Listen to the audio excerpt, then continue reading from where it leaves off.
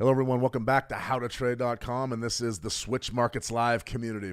I'm Shane Vernier, head trading coach over at howtotrade.com and market analyst. Today, we're going to cover a few of the things that we're going to be watching today and throughout this week. This is the week ahead. If you have any questions at all, be sure to weigh in. A lot of times on Monday, we don't see much action. There typically isn't any economic events worth noting. Today, we're pricing in the big, beautiful bill that was signed in to law on Friday by President Trump. I will say that we called it here. You heard it here first. It started to really look like that early in the week. I said, listen, Trump's going to sign this thing on the 4th of July with airplanes, fighter jets flying over. And the idea was pageantry and confidence and all these different things, but the markets aren't buying it. The markets aren't buying it. A lot of this stuff was already priced in. We saw a tremendous rally ahead of the big, beautiful bill being signed, and now you're seeing a pullback in equities. So we're going to have our weekly newsletter out. It's going to come out tomorrow. I'm going to have all the action really in there from today, and we're going to talk about some key levels in markets that we need to watch moving forward. We just missed our entry on the US 30 trade I've had out there for a while, but it's not dead yet, so we're going to be sure to look at that. Big news out of Tesla, and if you guys have been if you've been on X or if you've been watching the news here in the United States, the biggest news in the world right now is, aside from really financial news, is the big, beautiful bill, but it's all about the news about the Epstein client list and the suicide that the United States intelligence agencies, the DOJ, they came out and said there's no client list in there that he committed suicide. Nobody believes that for a minute. Nobody believes that. But what that does tell us is that anytime you see a headline that everybody believes to be true for years and years and years, one day, just like that, it's not true anymore. That's why we don't trade headlines. That's why we don't trade rumors. We look at our news cycle, we know what we know, and then we fall back on our technicals to trade it. So don't anybody get caught up in the media here. Don't get caught up in it, because there's a lot of stories out there that are sensationalized. There's a lot of things out there that people believe and people say. There's a million guys like me out there on the internet. A lot of them are saying really crazy stuff. That's why we try to keep it grounded here. I'm going to tell you exactly what I see in the markets today. I'm going to show you what is moving the markets, and then we're going to talk about the week ahead. It's a light week. I'm going to be honest with you. This is the dog days of summer. I'm struggling to find trades right now. Thought I had a good one earlier today in WTI crude. Missed entry by 3 ticks. That's okay. Things are going to slow down here now. No real huge news events this week. We've got the RBNZ. We've got a trade idea out on the RBNZ, or actually the Kiwi, that I'm going to cover here in just a second. But the biggest thing we have to do is right now is be patient. Let's not get carried away. Let's not chase price. Let's game plan on a Monday and get ready, because business will pick up Tuesday, Wednesday, and Thursday. Just this time of year, a lot of people just take those month-long vacations. I'm not one of them. I take a day off here and there. So good to see everybody back in the room. A lot of new names, a lot of old names, a lot of folks that have been with me for a long time. Yes, sir. Good to see you, Shine. Good to see you, Shine. Kobe. Nice to see you, Kobe. All right. Lewis Shepard. Good to see you, Lewis. Been around a long time, Lewis. So always good to see everybody back. Lita. Good to see you, Lita. Steve Francis. Always a pleasure. If you guys have any questions at all, any markets that you want to look at, now's the day to do it. I don't really have a light schedule, but we only have a few things that I'm going to look at today because I want these ranges to set up. Long holiday weekend, big news cycle on Friday. I want to see these ranges set up for a Monday, and then we can come in and start talking about putting big risk on Tuesday, Wednesday, Thursday. That's been my game plan for years and years now. It's not been bad either. It's not been bad. All right. Team Marina, anything to look for from the Texas floods? The first thing I looked at, aside from, the pictures are amazing and the carnage, thoughts and prayers go out to everybody that's been impacted by that. Truly a sad story on the 4th of July, over the 4th of July weekend, but all the campers that were wiped out, that's not good. And that's just sort of an act of God type thing. I don't really know what to say about it. First thing I looked at financially, I was looking at LNG installations. I was looking at oil fields. It doesn't look to me like it's going to knock much offline. It really doesn't. But we are going to stay tuned. It's not like a hurricane where it's going to knock all that offshore stuff offline. It's more of a, if there is some damage, it's going to be localized. It's not going to be widespread through the Gulf Coast region. So I don't necessarily know that we're going to see much of a reaction at all in energies. We will see how that situation develops today, though, just because we're still taking a damage assessment in that region. Believe it or not, it's just been just a crazy thing. Guys, news happens on the weekends when the markets are closed. It's just the way it is. I've seen it more times than not. Swornoff, hello from India. Good to see you, Swornoff. Welcome. If you guys, like I said, one more time, any questions at all, the team at Switch Markets, if you're a trader at Switch Markets, be sure to weigh in, jump in there on the chat, introduce yourself, be sure to ask questions. And also, if you're a how to trader that's been on these streams for a long time, feel free to ask. All right, guys, that's enough. I've wasted enough time. Let's get right out to price action and what really is a fascinating market dynamic that's setting up right now. I'm already thinking pullback buys, and that's really what I want to do today, this week, excuse me. We've got the US 30, the weekly chart, and I don't know if you guys remember, but a while back, it was a few days ago, but a while back, we had this trade idea where we were looking to sell from about 44, I believe it was 44,975, somewhere in there. Should have been a little more aggressive. We saw 44,850 is our high, and now you got the big robust sell-off. I do believe that we're going to get up there again to the 45 level. So I'm interested in sort of buying this market. I think that what we're seeing right now today, as far as price action goes, at least from our equities, is you're seeing a situation where everything was baked into the cake. We saw that rally, that sustained rally last week going into the signing of the BBB, which we're going to cover here in a minute, the triple B. It really did pump stocks. People said, oh, that's the biggest government spending bill of all time. How couldn't it be good for equities? There's tax cuts. There's everything in there. Equities markets are going to boom. They will. There's no two ways about it. The question really becomes, A, how do we time this move? B, how does Jerome Powell and the Fed figure into this equation? And C, is the best over? Has it already moved? Or are we going higher? At least this year. I think we're going much higher. The real thing is when, and that's the whole question for retail traders. How do we time these markets? For me, the 45,000 level, I really railed on it for weeks and weeks and weeks. I said, sell it, sell it, sell it, sell it, sell it. We were in position to sell it. We just didn't quite get a chance to sell it. So right there, 48,881, and this week's high is 48,850. So watch this closely. I'm still interested in selling right up there. I'm right around 44,975. I think we're going to get a great trade. But as far as how do we trade the US 30 right now, well, sentiment, it's not because the markets hate the bill. It's not because they believe, oh, okay, we had a chance to read it, and this might not be so good. That's not true at all. What's happening is you're seeing a reaction, you're seeing sort of a counter reaction to this initial reaction that the bill was going to pass. The smart money knew weeks ago that this was going to pass. We talked about it here. I said it's going to pass. Now we're pulling back. Why are we pulling back? Because markets don't move in straight lines, number one. And number two, the markets are sort of correcting themselves a little bit after a holiday weekend.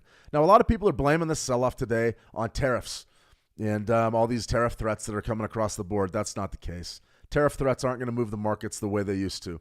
But we already did that dance in April. The reason for this is just a normal reaction, and that's why I really would love to buy a dip here in the US 30. So if we do get a pullback down here, 43,685, we're rocking and rolling with that. I'm still very bullish. The bill's passed. The wars seemingly are winding down. The Epstein files, I don't think we're going to see any high-level bankers or government officials going to prison now over the Epstein issue. Believe it or not, that has to figure into sentiment somewhere. There's a lot of real powerful people on those planes. Everybody knows it. It's not going to be followed up on now. What does that mean to our markets? It means we're not going to get a shock surprise one day. You're not going to see the head of XYZ Bank all of a sudden in shackles. You're not going to see it. So to me, I think a lot of the risk has left the market. Really, since the bombing run in Iran, a lot of risk has left the market. We're not hearing much out of the Middle East now. We're not hearing much at all out of Russia, Ukraine. Not because it's not happening. It's just not in the news cycle anymore. We're very, very short-sighted. We don't have memories. Most people are just sort of lost in their phones most of the day. I mean, I'm no different. I'm not on it all day, but I'm always looking at my news feed and looking at what's on X. And a lot of times what happened last week, we don't even think about. The markets are the same way. So this pullback right here, I think it's temporary. I think it's very temporary. I would love to see what happens when full liquidity gets back in the market tomorrow on a Tuesday. I would love to see that. So right now I've got a bid down there from 43,685-ish. I'd be looking to buy 43, probably 43.7s, something like that. So if we come off another 600 points, and if it did it today, that would be great. I'd be there with bells on looking to buy that pullback, but I could be completely wrong. Something could happen here, and we could definitely find ourselves in a complete market reversal. I don't see it. I just don't see it given the way that risk has left the market. So a lot going on there. Absolutely, T. Marina. Let me see. Yes, sir. Please look at the U.S. dollar, Japanese yen. Absolutely. I will be sure to do that. Actually, up next. Yes, sir. I do want to talk a little bit about this bill, though, and then we'll sort of roll through sort of our docket for this week. We'll be going live every day at this time this week. So if you're joining us on Switch Markets TV, if you're joining us on How to Trade TV or Forex Signals TV, all on YouTube, right now is the time. Or if you're watching us on X as well, now is going to be the time. I'm going live every single day this week. We don't have a tremendous amount of economic events. So this is it right here. Top stories. Elon Musk is going to go ahead and he's going to start his own political party. Richest man in the world wants to do something. Typically it gets done. 10 bizarre things hidden by Trump's big, beautiful bill. They're debating the merits of the bill. I have no idea what's in it.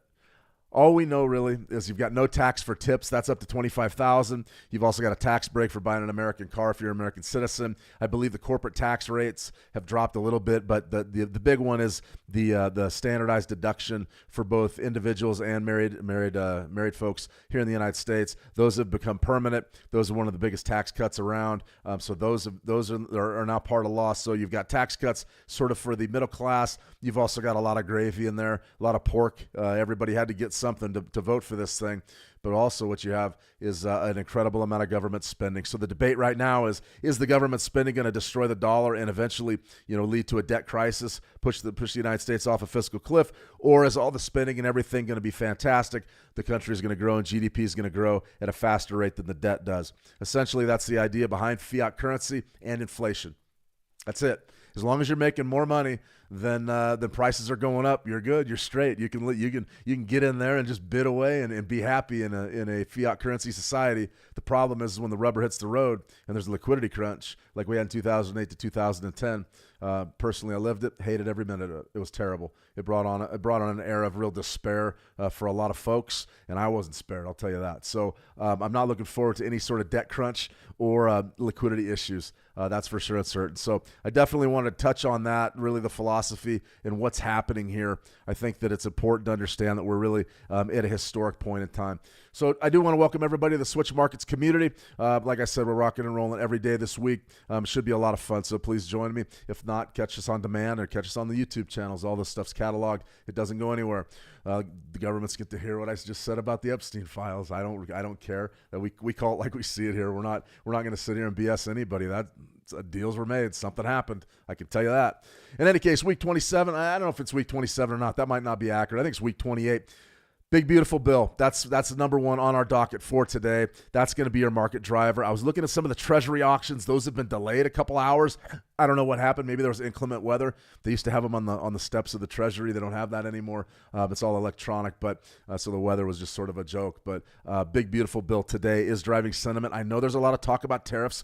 We'll get into it tomorrow a little bit if I think that it's actually a market driver. I don't believe tariffs are going to do much of anything unless we see something crazy get announced. And we haven't really seen it. There's just been a bunch of deadlines that got shuffled, people talking about early April, and right now the financial markets are sort of blaming the tariff talk for that pullback. I'm not buying it. Tuesday is going to be the RBNZ interest rate decision. It's actually late Tuesday here. It's going to GMT time. It's technically Tuesday. It's probably going to be Wednesday morning wherever you may be. So keep an eye on that RBNZ. That's going to be our trade idea that we're going to cover right now before we get to the dollar yen and some of your other questions.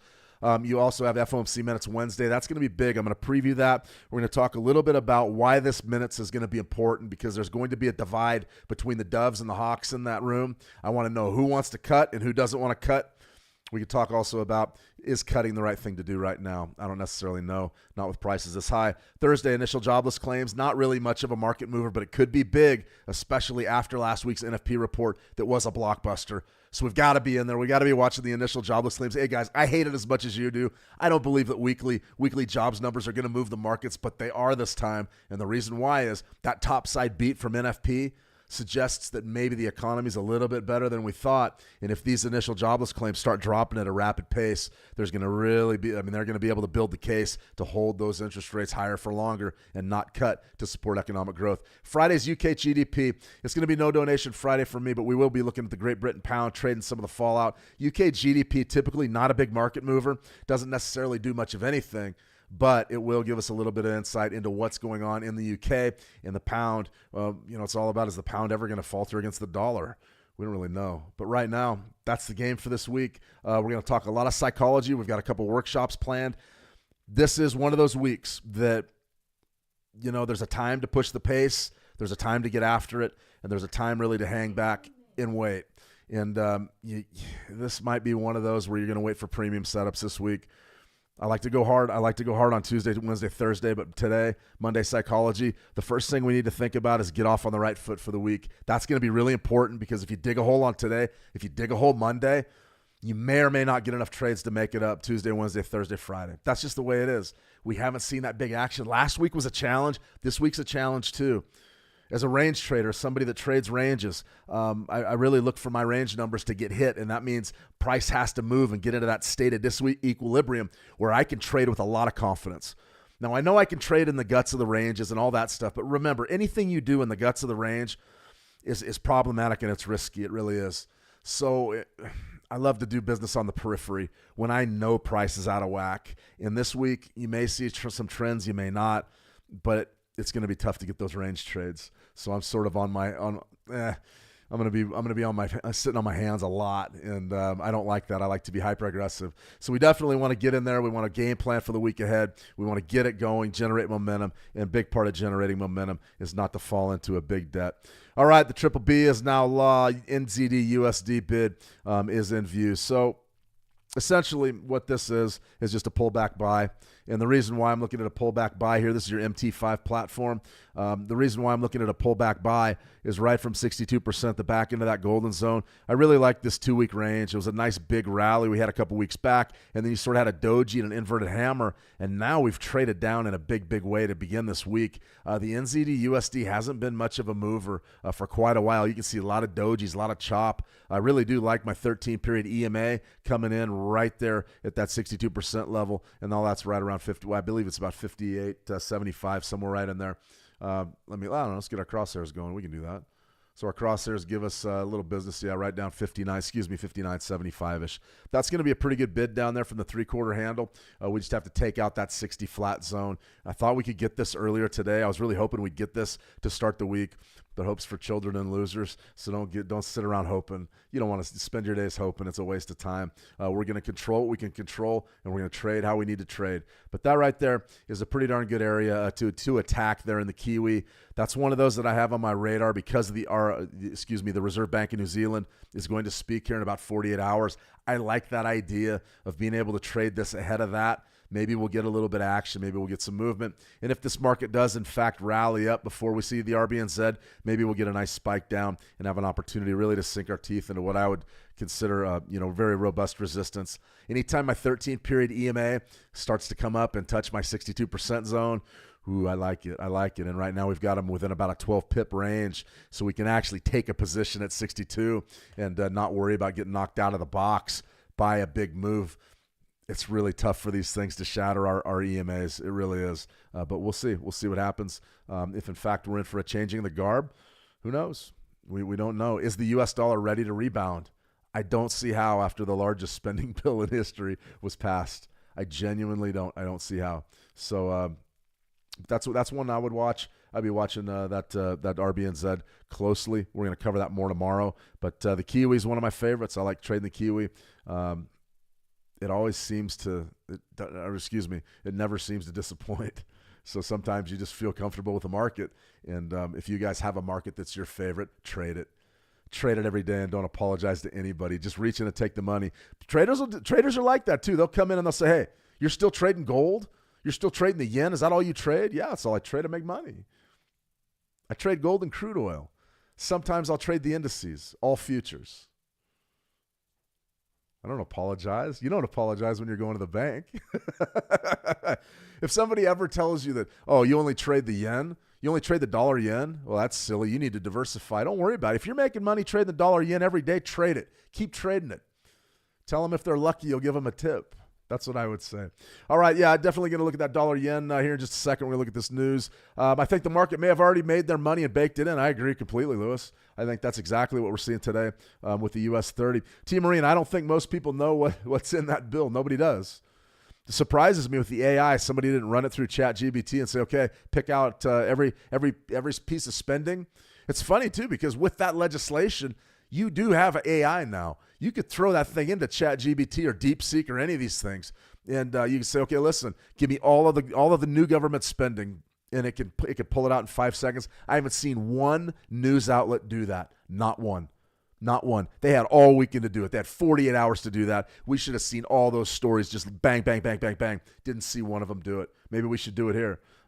It's just going to take me forever to put the 5,000-page thing through ChatGPT, but these guys should have already done it.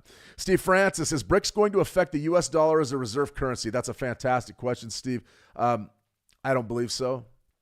I think that BRICS is a lot of saber rattling and negotiation. We were worried about BRICS last year because of what was happening in the Russia-Ukraine and sort of the Biden administration's positioning towards funding places like Iran.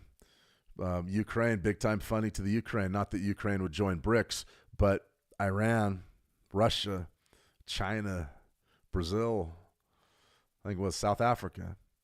The money's largely been cut off to places like Iran.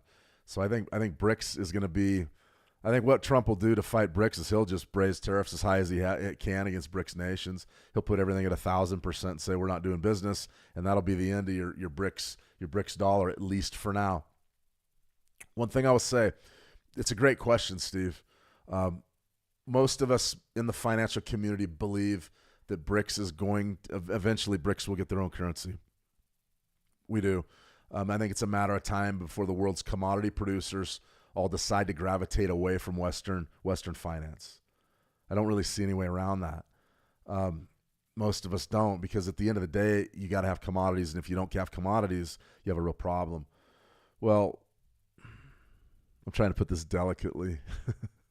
Trump's not going to let it happen. He's going to put tariffs as high as he possibly can to make sure people still have to do business with the United States using the United States dollar, which is a huge advantage, and that's why the United States is sort of the center of commerce, at least for right now.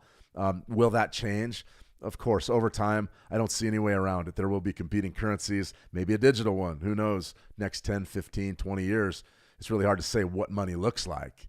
But we do know that commodities are going to be scarcer and scarcer as we move on. As the world moves forward and civilizations grow, there's going to be an impetus on commodities. And it's not necessarily going to be gold and silver and oil and things. It's going to be fresh water.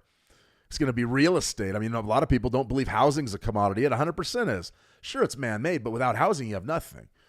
So things like that are going to be, I call them the new commodities. You're going to have people like gold and go, what good's gold if I don't have any fresh water?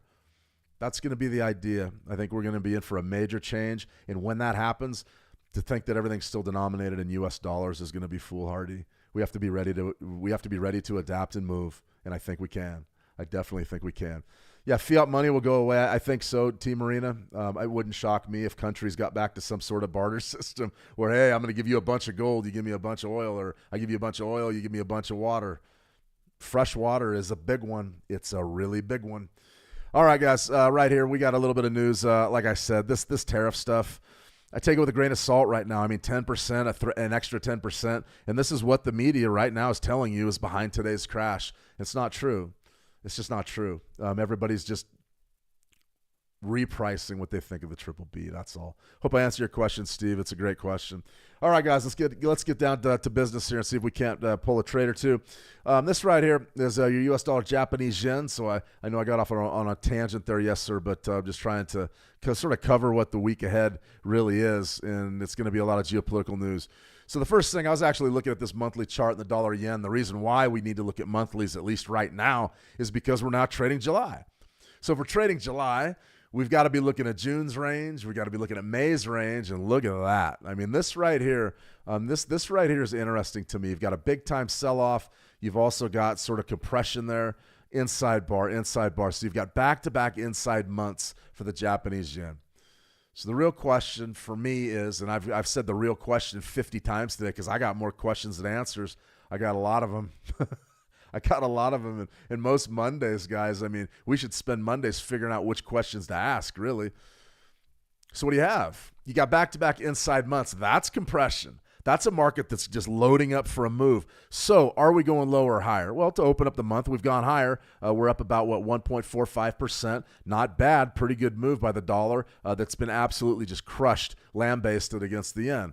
So what happens now? Well, there's a couple of things that you can do to trade this immediately. I've really been big on that 147 level, right up there, 147.10. Really hard for me to ignore that. You'll see right now we're up against our monthly Bollinger Band, which is a 146.39, and then you've also got that 13-month EMA up there at 147.97.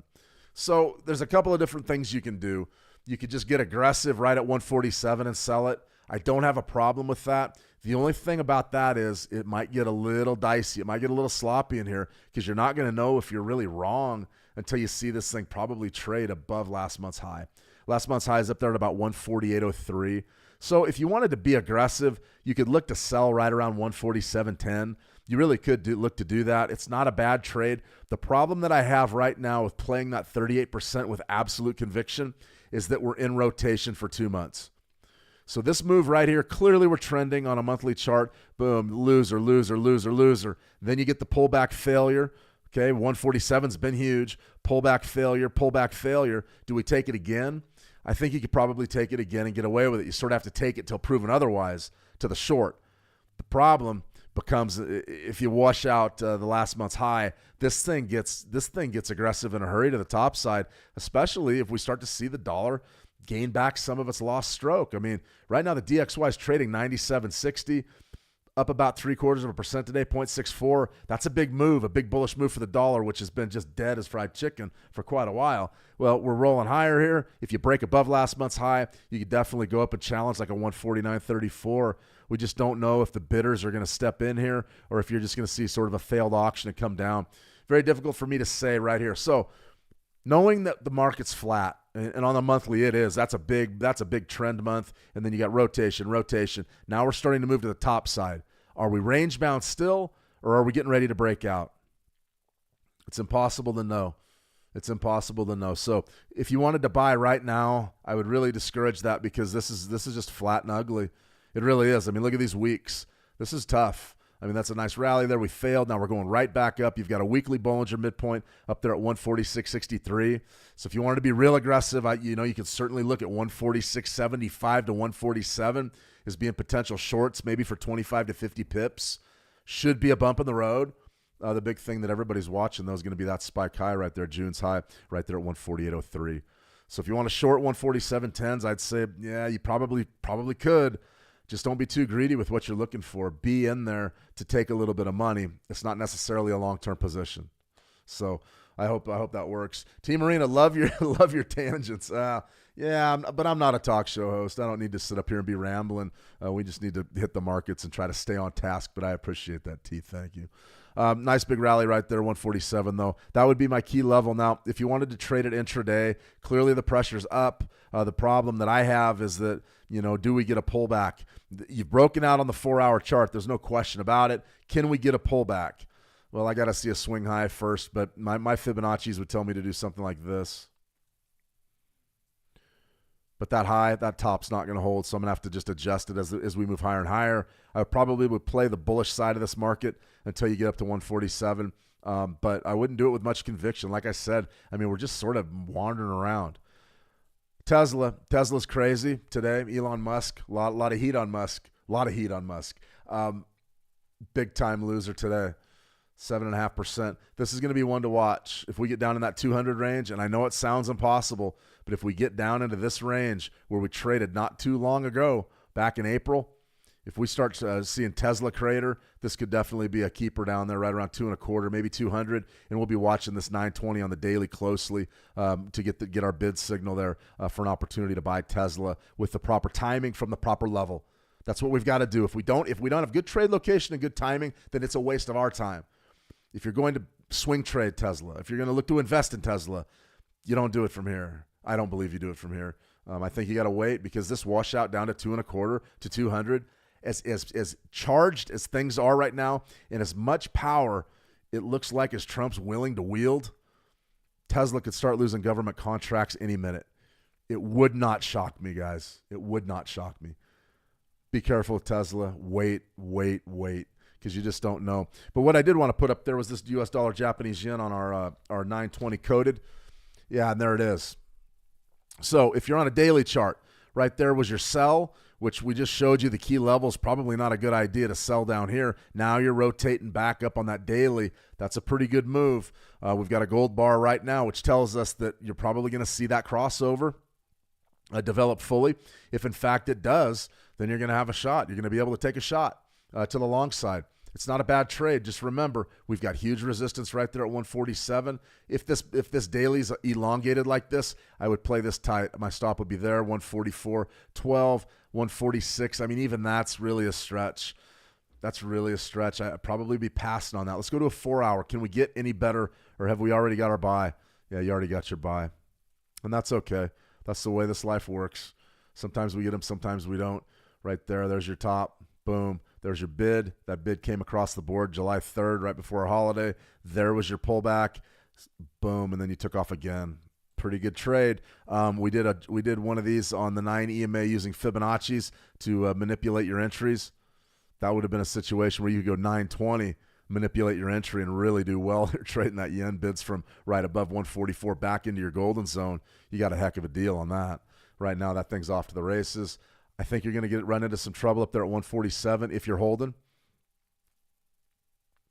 That probably would be where I'm taking profits. If you're long. If you're not long, don't worry about it. All right, guys. Well, if there's no other markets really to cover, we can look at all these things. I'm going to put a lot of this stuff out in the Switch Markets newsletter here that's going to be developed later today. I got to see the markets close first, though, before we pick which market we're going to target. I want to see a good range set up. But something like this, gold. I get asked about gold religiously, and that's cool. Everybody trades gold. Everybody loves gold. I like gold. I'm looking at gold futures trade right now. I'm about 30 ticks off of it. I would love to get that entry. Been a great Monday for me. Spike low there, spike high. These are your monthly charts. Monthlies are big for me. Spike low, spike high, pullback zone right there, 3,100. That's what I call hot. That's a great pullback, nailed it perfect. And then we got the great rally. You guys that were here a couple months ago, we were all over that. So right now, what are we? Still got to be a little bit bullish. You still have to be bullish just because the dollar's in such a bad condition, and $4 trillion in government spending over how many years. That should boost inflation. Anytime inflation looks like it's going to go up, you're going to see a bump in gold. So something like this. Let's go to a daily. Okay, the daily's impossible. I don't like this at all. Very, very tight. There's sort of your hammer. Looks like we've already missed our retracement level to the long. And we did. So that was a beautiful thing earlier today. So if you got that, great. For right this minute, I would be extremely careful doing much of anything with gold. If in fact you wanted to trade it, keep an eye on your key levels. Last week's high is a big deal. High right there is 33.65. Keep a close eye on that. You may, in fact, see a break above that zone. I really wouldn't get into Fibonacci's here. You could, if you wanted to, do something like this. It's above 38%. So theoretically, we should at least see, a test of 50 or 75. Those are probably pretty good scalp zones to the short. Just keep your profit targets realistic, probably $2.50, maybe $3 on something like that. And preferably, I would be looking at 33.74-ish to the short. That would be one that you probably would want to get if you can. If you can. All right, everybody. I think I'm going to go ahead and sign off for now. Not a whole lot going on. It's a pretty good market dump. As far as, what we see out of the US 30, I don't expect it to last, but it may. Remember, the markets can be very, very vindictive. They're out to get as many people as they can, and a lot of retail folks showed up and they bid this thing, going the BBB is going to bring us home this week. That's not how markets work. Typically, the smart money was already betting that thing was going to get passed, and now the retail money comes into the equation saying, okay, we're going to go. The smart money's starting to take profits. The big pullback wipes out all the retail longs, and then you start to see the true direction of the market. I will say this. I don't see any other way but up for U.S. equities. The only thing really putting any sort of restrictor plate on the upside trajectory, now that a lot of the geopolitical uncertainty has left the building, is Jay Powell and the Fed. And we're going to see if Jay Powell even finishes this year. You guys heard it here first back in March. I said he's finished. I think he's finished. We'll just see. We'll see how it works. That's for sure. Trump puts tariffs on the yen. Yeah, I mean, we'll see, Lewis. Like I said, don't get too carried away with the tariffs. The tariff talk, we already had the tariff hysteria. That was back in April. Don't get too carried away with tariffs just yet. If there's a huge tariff that comes out, I'll write about it and be sure that all of you know about it. But right now, I'm just seeing a bunch of stuff that's just scuttlebutt. 10% or extending deadlines, doing this, doing that, doing the other. I'm not too worried about it. Not yet. Now, if we see a big announcement, which could come at any minute, then we will. All right, everybody, I'm going to go ahead and sign off for today. I think it's a pretty good day just to strategize. We're going to build out the Switch Markets newsletter. All the Switch clients, you're going to see that in your email inbox, so be sure to give it a click.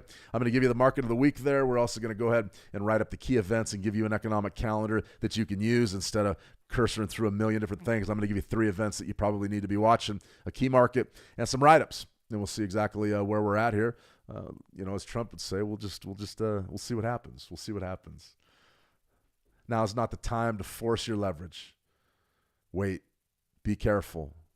Summertime doldrums, a little bit thinner than usual, and big breaking news items seemingly every other hour. Be careful. Caution's the better part of valor. Let's keep our heads straight. Let's be smart.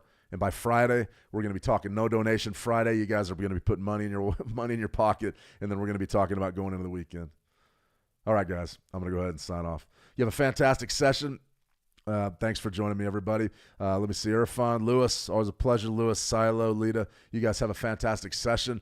Trade the action well, and we'll talk soon. See you.